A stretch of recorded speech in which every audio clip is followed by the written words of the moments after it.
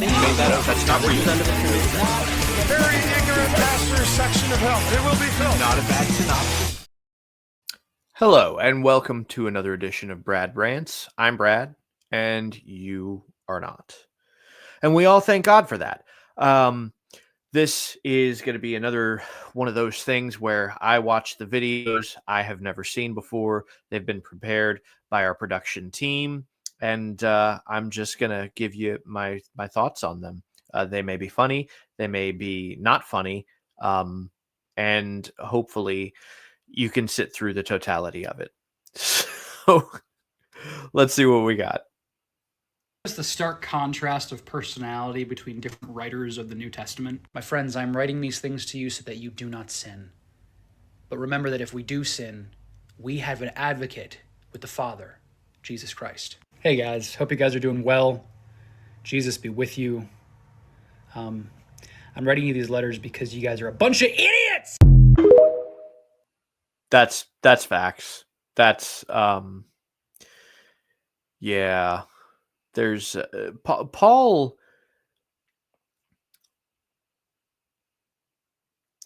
We wouldn't want no church. There's no church or group of believers out there today who would actually want to receive a letter from Paul, because that's essentially what it would do. It would give you emotional whiplash, right? Because you'd get the niceties right there at the beginning, and then he would just shank you with hard Mishnaic truths.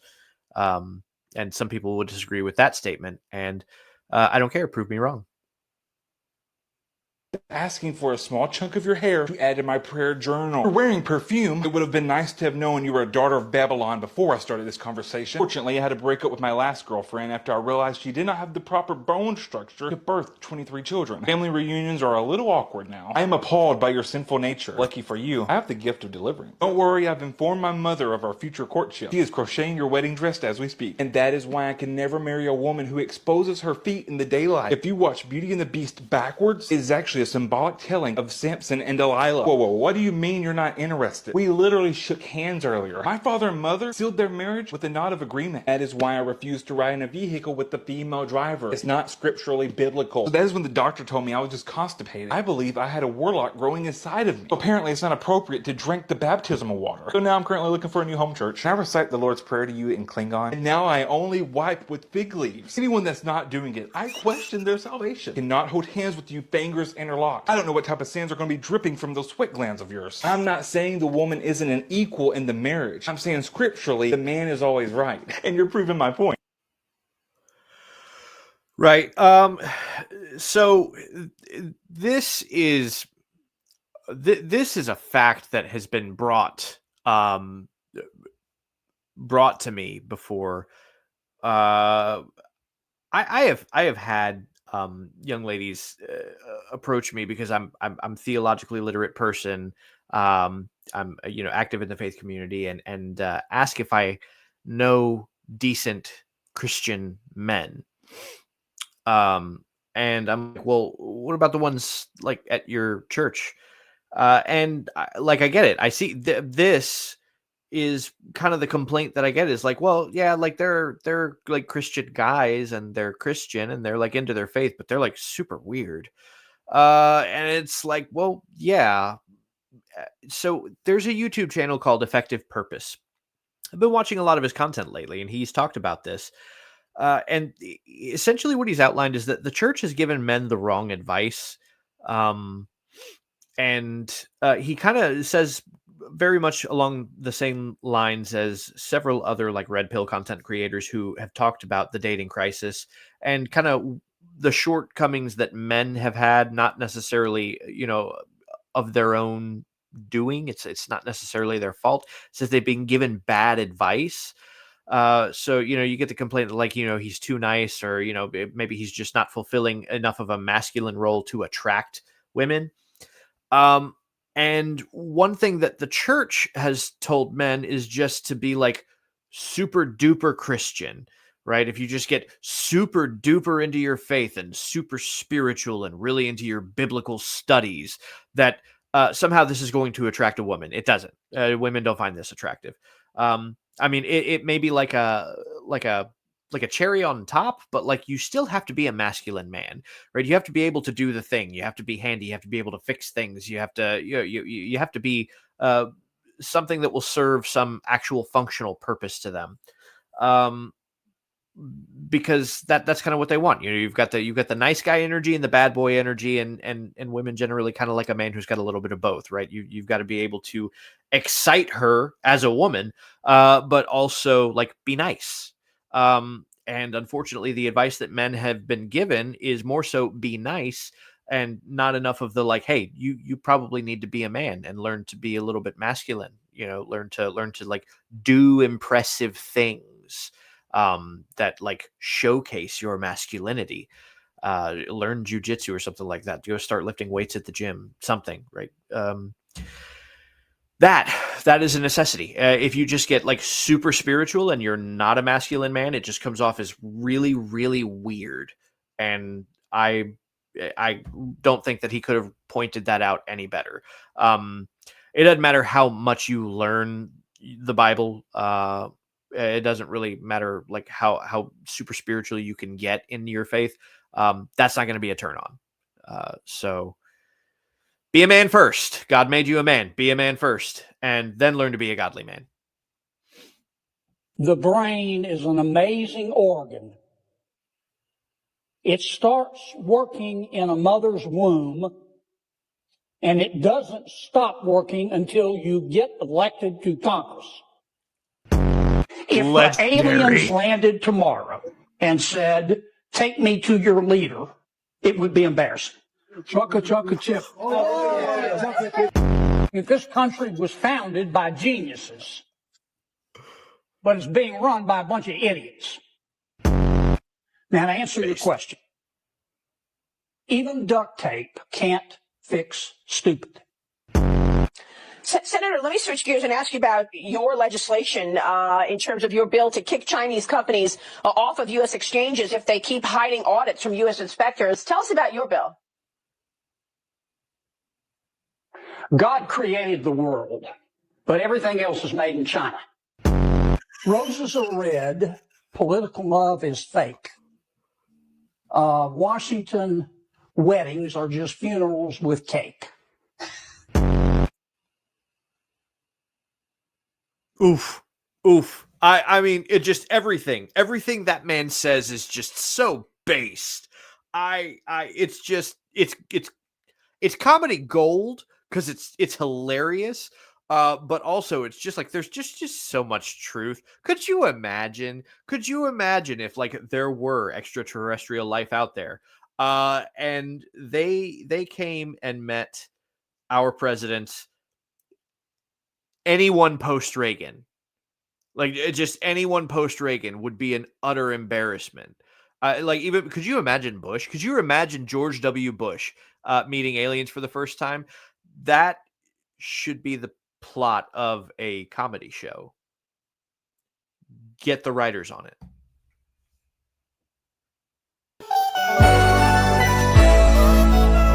you love the way I do when I'm loving your body? Hey, do you love the way I do when I'm loving your body? When I'm loving your body, loving your body. Oh, terrible. Those poor people of Alderaan.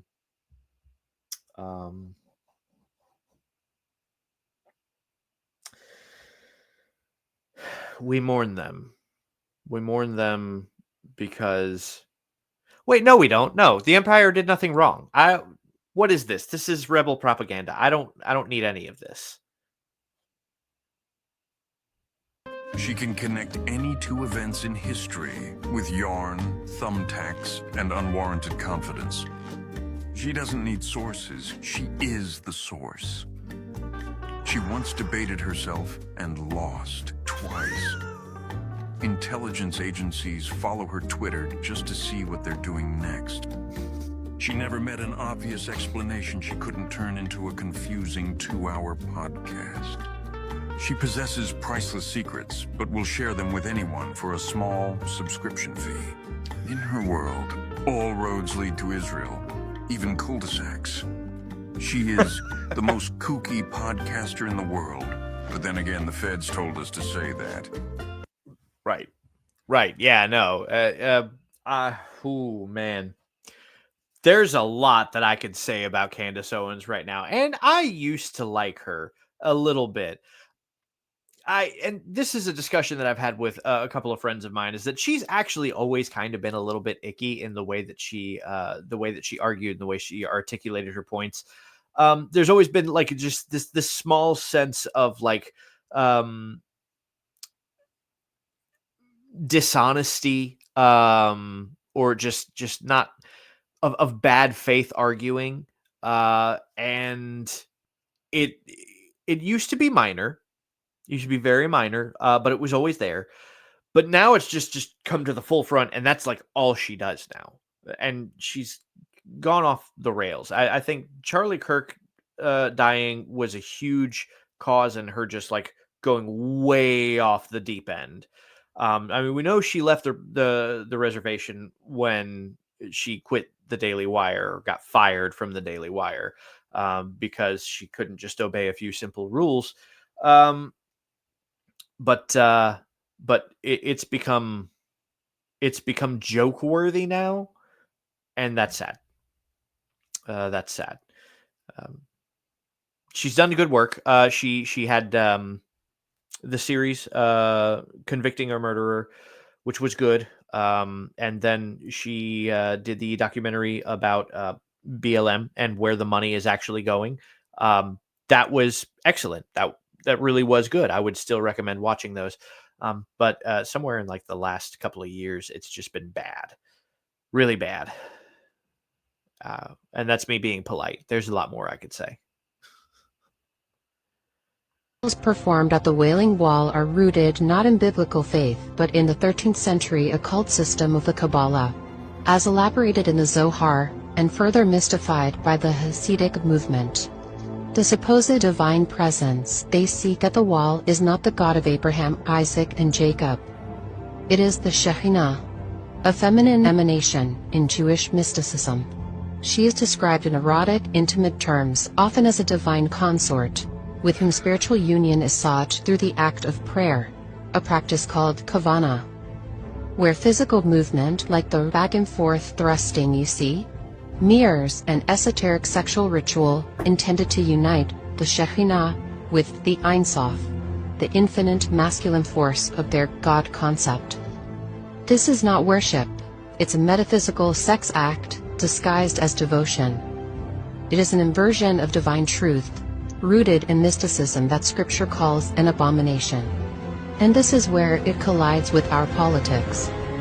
Nearly every major political figure, presidents, prime ministers, global influencers, must perform their rite of passage at the Wailing Wall, hands pressed against stone, heads bowed in reverence. They are not just pondering to voters or honoring tradition, they are knowingly or unknowingly participating in an occult ritual, submitting themselves at the very seat of the synagogue of Satan.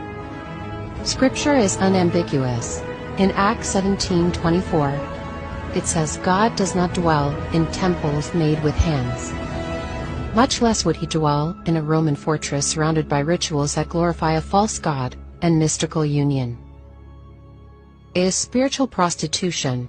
Our leaders are not just shaking hands with global powers. They are shaking hands with the devil.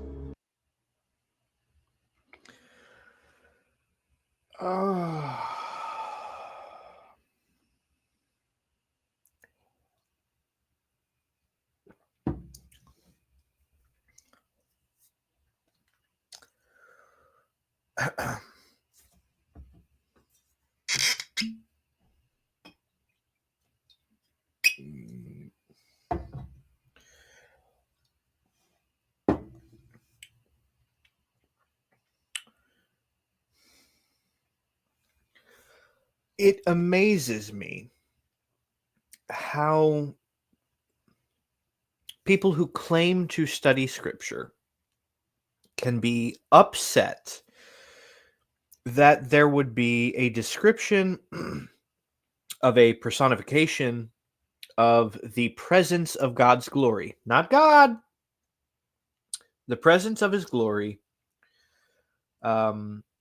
which is described as a feminine presence. Because anybody who's read Proverbs 8 should be familiar with God's wisdom, not God, but his wisdom also being personified in the feminine tense. It is personified as a woman, not just personified. It speaks in the first person as a woman. And God's wisdom and glory are essentially one and the same. To try and act like this is some. First of all, let me just address the sexual aspect here to the motions that you witness there on the screen. It's called davening.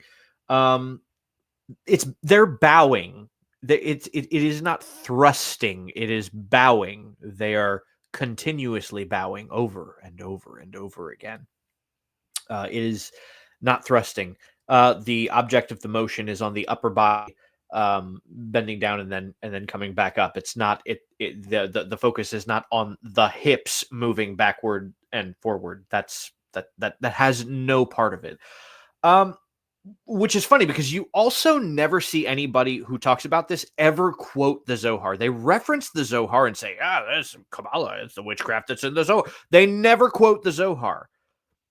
That's because you're not going to find that there. It's not there. Everything that they have done to describe this negatively is not something you can actually substantiate from Jewish texts. It's something they have made up and then told you exists in the Jewish text. But the reality is they've never read it. They don't know, right? This is carryover from medieval Catholic anti-Semitism. And to the point, I'm actually astonished that she didn't mention the blood libel, because like that's like the next thing, right? That is like directly adjacent to this is some nut job talking about the blood libel that also isn't true because it's Catholic propaganda from Catholics that didn't know anything about Judaism in the first place, and just wanted to mar the image of the Jews.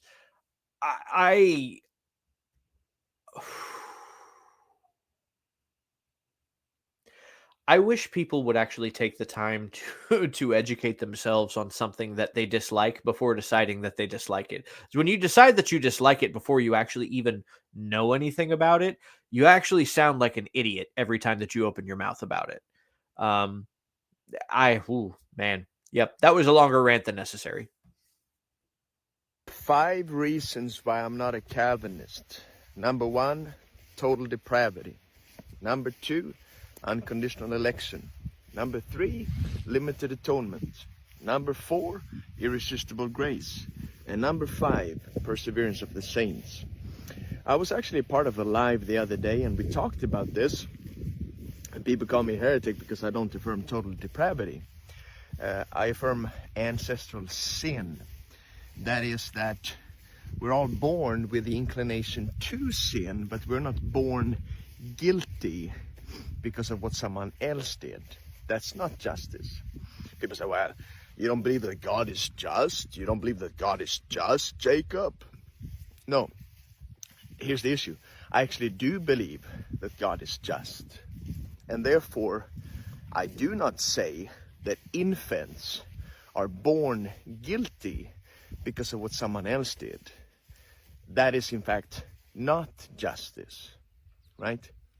Ezekiel says this, Deuteronomy says this, Jeremiah says this, that a son shall not suffer the guilt or the consequences of his father's sins. So if you say that we're guilty because of what someone else did, that is justice, now you have redefined what justice is, and when you claim that God is so-called just, he's in fact unjust. So the word justice has no meaning whatsoever.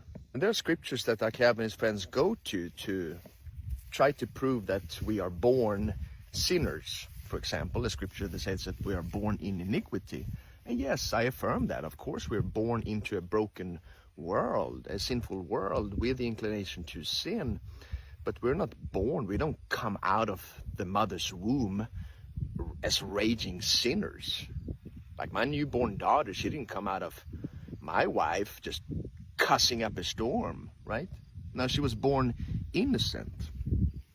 And there are many verses that talk about this, that, for example, in Jeremiah, God can't fathom how people can sacrifice their sons and daughters to Baal. It said, you've shed the blood of the innocents. So babies are innocent. But this is when Calvinists say, Jacob, the psalmist said that I was born guilty.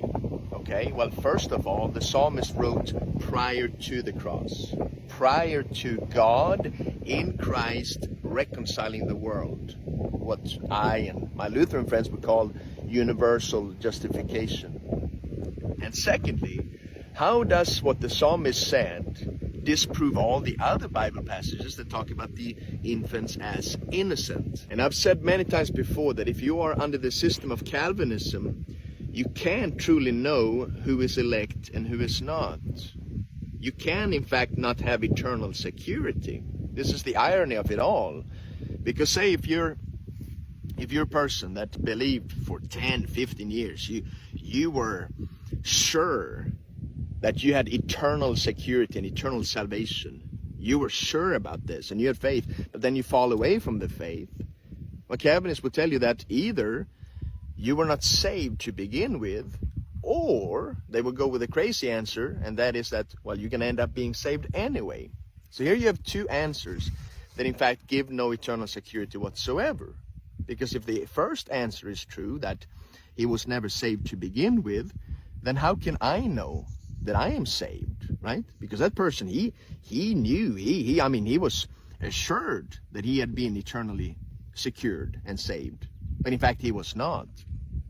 Or the other answer, that he is not going to be saved, that he will be saved, despite the fact that he won't.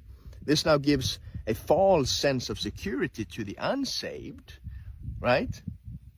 And then it gives no security whatsoever to the person who thinks that he is saved. Because who is to say that he's fooled, right? He was never saved to begin with. I've pointed out many times that you cannot know who is elect and who is not. You can't just say that, well, I believe that all infants go to heaven, because you can't know who is elect and who is not. However, I say that I believe that all infants who die will be in the presence of God, because I believe that God is actually just. He would never punish an infant for something that he did not do. Furthermore, or actually, I would never punish an infant for what someone else did. That's not justice. I believe that God is just here. So, and I brought this up in a live that I was on just a few days ago, and I was talking to 3 particular Calvinists on that live, and I pointed this out. I said that John Calvin believed that non-elect infants who die will go to hell. And I said, well, that's a trash interpretation. You're misrepresenting John Calvin. But then it turned out that all 3 agreed with me that that is in fact what John Calvin believed. And they agreed, they admitted that, yeah, we can't actually know who's elect and who's not. And then unconditional election. And yes, God's election is obviously unconditional because we're elected by grace. So that's it, it's unconditional. But I hold to universal grace, that God's saving grace is intended for all. So I obviously affirm predestination, but I cannot affirm double predestination. Limited atonement? No. Universal justification. Irresistible grace? Yes and no. So, if you affirm universal grace, universal justification, you cannot affirm irresistible grace unless you're a universalist, right? However, if you limit God's saving grace to an elect few, then you can obviously say, yeah, this grace is irresistible because the elect are obviously saved. So I say that there's a sense in which God's grace is both irresistible and resistible. When you don't see God for who he is, you obviously resist him. However, when you see God for who he is as the good, God is no longer just an option that you would choose. Like, it's not like, okay, shall I choose Sunday caramel or should I choose chocolate frosty? What do I feel like today? No. Once your mind and your spiritual blindness have been healed, you've been freed now to respond to him. So then, when God is understood as the good, you obviously can't resist God. So God's grace is both resistible and irresistible. Perseverance of the saints? No. So, a lot there. I'm not going to try and tackle all of that. Didn't agree with it, but I agreed with more than I disagreed with. And that's kind of what I like about the Orthodox Church is I find myself agreeing more than disagreeing with them, especially in areas where they disagree with the average evangelical church. He raised a certain point that I've always wondered myself, especially with like the hyper Calvinists, where you get into the discussion about God's omnipotence, right? And how everything was ordained by God. God willed it to happen, and somehow they don't see that this makes God responsible for your sin, right? Because it means that God made you sin. And it always baffled me how people who think like that are pro-life. Like, what are you're fighting against the will of God then by being anti-abortion? Like you're upsetting the established order of God's power, right? But then, of course, their answer would be, well, because God made them pro-life, and it's like, all right, well, so why work against yourself at this point? And of course, that leads into the whole argument about where infants who die in infancy end up. And of course, this whole conversation becomes even more moot if we consider the idea of soul sleep, which is a conversation a lot of people just aren't ready to have, but it is something that the Old Testament does affirm. And there's a very good argument to be made for it. But ultimately, I would agree with him. The idea that infants are judged as sinners in infancy is absurd. Like, genuinely, like that is smooth brain level thinking. That like mouth breather thinking. Yeah, just not something that holds up to like legitimate scrutiny. Congressman Perry, do you trust Trump's national security team to keep our war plans top secret? Do you trust your mother every night to fix your hot pockets and make sure your Game Boy is turned on? All right. So I have mixed feelings on this. Because there's an element of truth to it, but there's the point at which it is being absolutely overused. The element of truth to it is that yes, there are quite a few young people on the left who oppose Trump. That would be an accurate description of. I have been to a Trump rally to see one such person. After trying to disrupt the rally, ended up being walked out by police so that his mommy could come pick him up. That's a real thing that happens. On the other side, the problem is that boomers are entirely too quick to use this as a characterization for any young person who disagrees with them on anything, and it's just not accurate.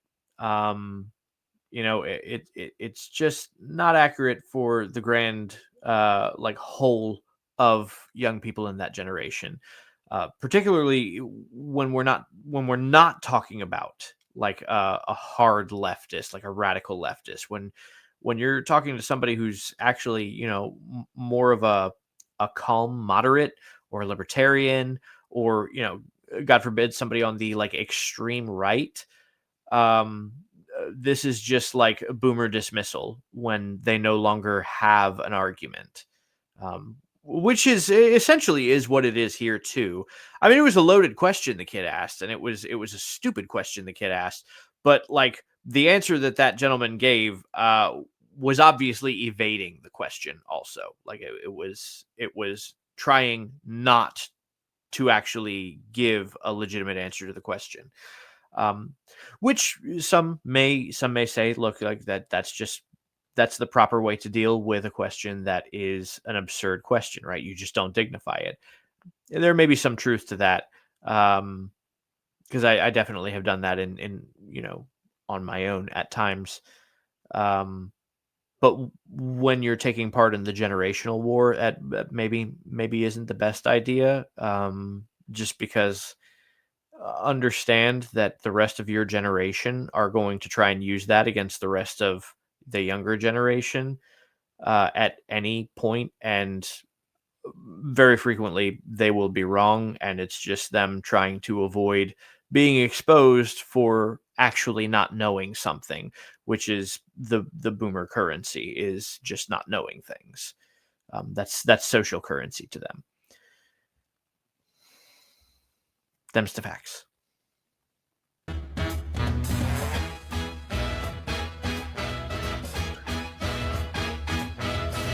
Oh no, what we gonna do? The king likes Daniel more than me and you. Oh no, what we gonna do? We gotta get him out of here.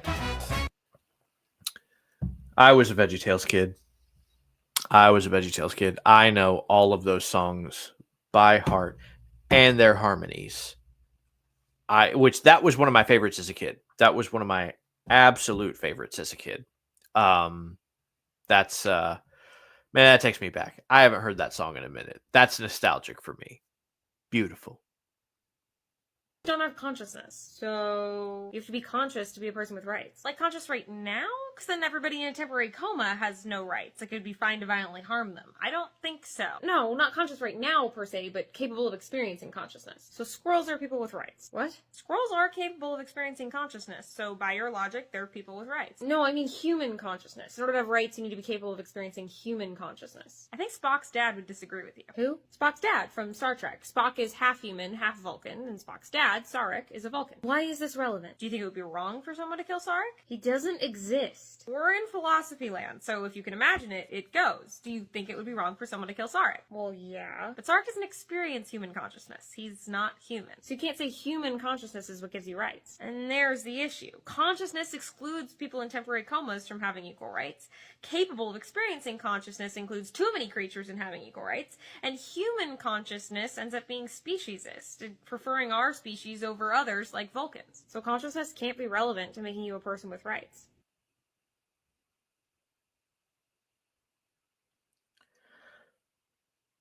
All right. Okay. Like I was on board with a large portion of that. But as soon as like the ethical stance of being speciesist became something that was exhibited as wrong, like that's where I draw the line. We are human beings. We are higher beings than the rest of the animals. We do have a higher consciousness than the rest of the animals, and it does in fact make us better than the rest of the animals. That's why we're on the top of the food chain, in spite of all of our physical disadvantages with certain animals. We have an intellect that has allowed us to build things that give us an advantage over those animals, and that's why we are 100% at the top of the food chain. It's funny. This is something that has been a surreal experience to me in looking into a lot of red pill content, as I've been looking into the dating crisis, is that like the more you look into that subject, the more that natural realities, like realities of what exists in nature, are actually just microcosms of much broader psychological realities and just more abstract realities of the dynamics between men and women, and that follows through into the dynamics between man and nature. Okay. The fact that we are at the top of the food chain is actually a microcosm of a broader reality of our superiority to the rest of nature. God made us that way. He made us that way, and he made us that way for that reason. When it comes to the abortion argument, I like several of the arguments that Matt Walsh gives. One of my favorite ones is much more simplistic than that. We don't even have to go into consciousness and psychology. That whole consciousness argument ends up being an argument of what is established by degree versus what is inherent. That is another great argument that I love, and I might go over that after this one. But the simplest one is just that, look, there are three states of being. That's all there are. There are three states of being, right? Alive, dead, and inanimate. That's what you get. That's all there is. Okay. So dead and inanimate things do not develop and gestate over time, and there is absolutely no chance in the world that they will at any point become alive. And they are not a life form in active development. So a fetus is in fact alive because that is the only actual state of being that it could be.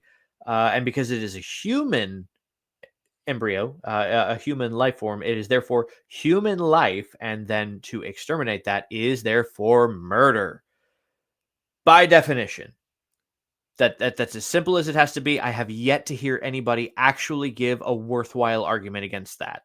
But real quick, yeah, the idea of consciousness, right? Because consciousness is something that is gained at a certain point. It is established by degree. It's not inherent. And the problem with that argument is that there are lots of things about humanity that are established by degree and they are not inherent. And if we start to dictate the value of those human beings based on those things, you'd be surprised how quickly you become a eugenicist and a racist and a sexist. Which is the left kind of isolated that all on their own when they started blaming white men for everything. I won't go too much into that, but but that kind of speaks for itself. No, human life has to have value inherently. It cannot be something that's established by degree, because if it is established by degree, then we can go in a whole lot of other directions of which human lives have value and which human lives don't, because there are a number of other things that are established by degree. Simple, very simple. That's actually that's a good one. I think I might even enjoy engaging in an actual debate on the subject of abortion at some point. Just to trade barbs with someone who disagrees. I'd enjoy presenting those two arguments and seeing if somebody can actually come up with a decent argument against it. But that all being said, thank you all for joining us tonight. We hope you enjoyed this. We have, again, released our most recent version of Preparing the Way, Volume 2. We are in the process of putting out Volume 3 for next year, where we're building that. So be looking for that in the future, and a few other projects. Definitely buy one of our books. They're great books. You're going to like them. You're going to love them. They're huge. Other than that, thank you for enduring us.